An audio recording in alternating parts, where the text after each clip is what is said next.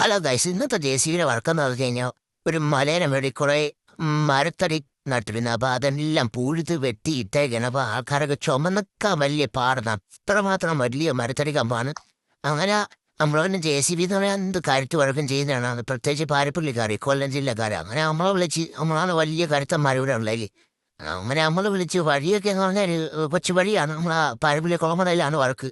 അങ്ങനെ അതൊക്കെ വഴിയൊക്കെ ഒരു വിധം താണ്ടി നമ്മൾ നേരെ വന്ന് സൈറ്റിലോട്ട് പോകണമെങ്കിൽ റിവേഴ്സൊക്കെ പോകാൻ പറ്റുമല്ലോ. വളയ്ക്കാണ്ടിരിക്കാനൊന്നും സ്ഥലമില്ലാത്തൊരു ഏരിയയാണ്.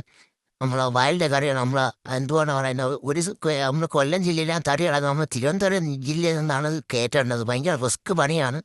നമ്മളെ കൊല്ലം ജില്ലക്കാർക്ക് ഈ റിസ്ക് പണിയുന്നൊരു വിഷയമല്ല. നമ്മൾ നേരെ തിരുവനന്തപുരം ജില്ലയിൽ നിന്ന് ഒരു 100 മീറ്റർ താരഞ്ഞു കൊണ്ട് വടയെന്ന് പറഞ്ഞ് കൊല്ലം ജില്ലയിലോട്ട് എറിഞ്ഞ് വിട്ട് മരത്തടി കമ്പെന്നൊക്കെ പറഞ്ഞാൽ ഒരെണ്ണം ഒരു ടണ്ണ് വരും. അത്രയും വലിയ മരത്തടി കമ്പൊക്കെ ആദ്യം ഉണ്ടാകുന്ന കമൻറ്റ് ചെയ്തേക്കണേ ഗൈസ്.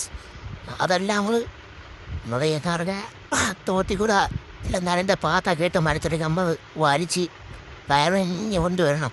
കാര്യം കൊല്ലം ജില്ലയിലോട്ട് പോകാനുള്ള വഴി അത്ര ശരിയല്ല.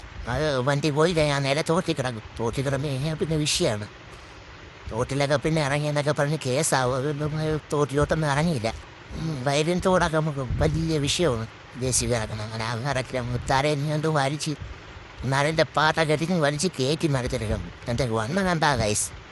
ലാസ്റ്റ് അത് തുമ്പി കയ്യിലൊക്കെ പിടിച്ച് ഇങ്ങനെ വണ്ടിയിട്ട് ഓടിക്കാനൊക്കെ വിചാരിച്ചപ്പോൾ തുള്ളി വരുന്നു വണ്ടി. ഒന്ന് അങ്ങോട്ടോ ഇങ്ങനെ തൈ കെട്ടിലെങ്ങനെ തട്ടി കഴിഞ്ഞാൽ കെത്തൊക്കെ ഒന്ന് അറിയാൻ കഴിഞ്ഞാൽ അതിൽ എന്തുവാ കല്ലൊക്കെ വളർത്തി വെച്ചേക്കുന്നത് മൊത്തം പൊളിഞ്ഞിരിക്കുന്നത്. തട്ടയെ കൊട്ട ചെയ്ത് കഴിഞ്ഞാൽ വർഷം നമ്മളെ തലയിലാവും. അതുകൊണ്ട് വളരെ പേടിയാണ് പണിയൊക്കെ ചെയ്യുന്നത്. എങ്ങനെയെങ്കിലും ഇപ്പം നമ്മൾ തടിയൊക്കെ ഒരു ഇത് അടുപ്പിച്ച് അടിപൊളിയാക്കി. അങ്ങനെ ഉച്ചയായി ഏകദേശം.